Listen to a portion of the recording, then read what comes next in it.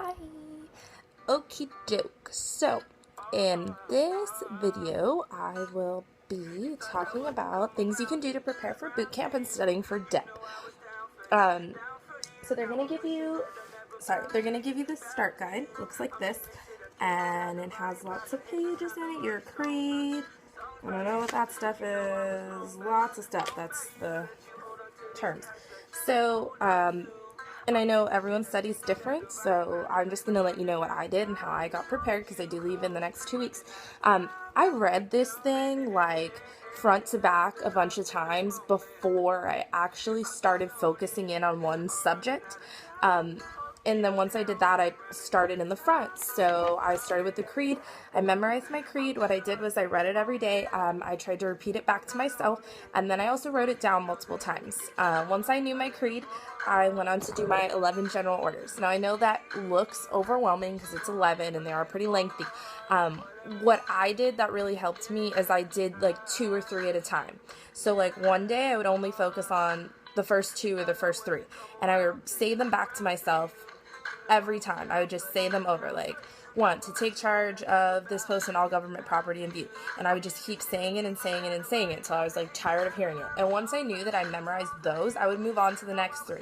So once you learn 1, 2, 3, and you're moving on to 4 through 6, when you memorize the next 3, you want to say them all together. So every time you add on a new one, you could even do it 1 at a time. So you could learn 1 and repeat 1 back and forth. And then you could learn general order number 2, which is to walk my post in a military manner, keeping always on the alert and observing everything that takes place within sight or hearing. And you would add that on. So you would say general order 1, then general order 2. Then you move on to learn 3. Once you learn general order 3, you would continue it on, and every time you repeat it, you would add the new general order on. That sounds kind of confusing, so if you have questions, comment about that and I'll explain that in more depth. Also, other than reading this and writing it down, I did make flashcards, which is something you can do if you have the time. I usually do this when my kids are sleeping. So, as far as, like, the rates and ranks, which are a little difficult, I, like, drew pictures. I don't know if you can see that.